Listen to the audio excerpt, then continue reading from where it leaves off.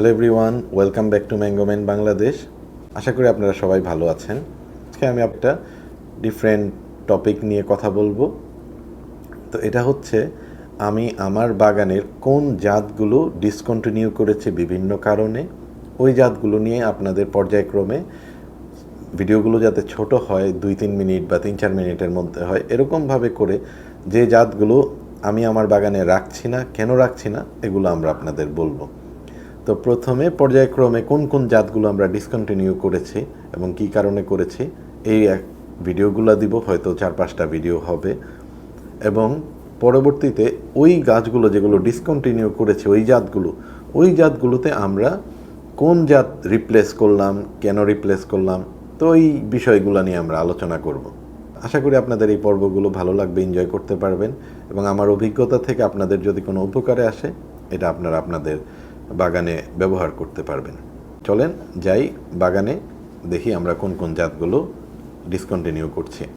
তো এটা হচ্ছে আমার টপ ওয়ার্কিং করা একটা গাছ। তো এই জাতটা কি ছিল আপনাদের দেখাই। তো এই যে দেখেন, এটা আলফানসো নামে আমি জাতটা কিনেছিলাম এই গাছটা। তো গাছটা মোটামুটি 3-3.5 বছর বয়স হয়েছে। তো এই আলফানসোর যে স্বাদের কারণে, রত্নগিরির অরিজিনাল আলফানসো ছিল কিনা জানি না, কিন্তু বাংলাদেশে ফ্রুটিং হওয়ার পরে আমার কাছে ফ্রুটিং হয়েছে। ফ্রুটিং হওয়ার পরে এটার টেস্টটা আমার কোনোভাবেই ভালো লাগেনি। টপ ওয়ার্কিং করেছি এবং গ্রাফটগুলো অলরেডি সাকসেসফুল হয়ে গিয়েছে।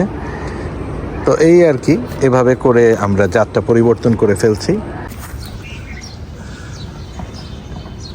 তো এটা আমার R2E2 গাছ। আপনাদের বলেছিলাম যে R2E2-র রিভিউ যেটা আমি দিয়েছি ওটাতে বলেছিলাম যে আমি এটা টপ ওয়ার্ক করে ফেলবো। তো এখানে আমি অলরেডি টপ ওয়ার্কের কাজটা করেছি। এখানে যে কয়েকটা ডাল আছে প্রত্যেকটা ডালে একটা একটা করে জাত দিয়ে দিয়েছি, একটা করে জাত দিয়েছি। তো এটা যেমন একটা ডাল, এখানে একটা জাত, এখানে একটা জাত, এখানে একটা জাত। তো এখানে 3টা 4টা, 1টা 2টা 3টা, এখানে 3টা জাত অলরেডি দিয়ে দিতে পারছি এবং আশা করি এই সিজনে 2-1টা হলেও, 3টার মধ্যে 1-2টা হলেও ফ্রুটিং হওয়ার সম্ভাবনা আছে। দেখি অলরেডি গ্রাফটগুলো দেখেন সাকসেসফুল হয়েছে। আমি আমার বাগানে যে টপ ওয়ার্কিং নিয়ে কাজ করছি, এই টপ ওয়ার্কিংগুলো নিয়ে আপনাদের যদি কোনো জিজ্ঞাসা থাকে, কি জানতে চান, কোনো ধরনের যদি কোনো কোশ্চেন থাকে, এই বিষয়গুলো আপনারা আমাদের বলতে পারেন এবং টপ ওয়ার্কিং নিয়েও পরবর্তীতে আমি হয়তো 2-3টা ভিডিওতে ছোট ছোট করে আপনাদের সাথে আমার অভিজ্ঞতাগুলো শেয়ার করব, যেগুলো আপনাদের কাজে লাগবে। আশা করি আপনারা আজকের এপিসোডটা উপভোগ করেছেন। আপনাদের পছন্দ হলে অবশ্যই আপনারা সাবস্ক্রাইব করবেন আমার চ্যানেলটা এবং আপনারা শেয়ার করবেন, লাইক করবেন, কমেন্ট করবেন।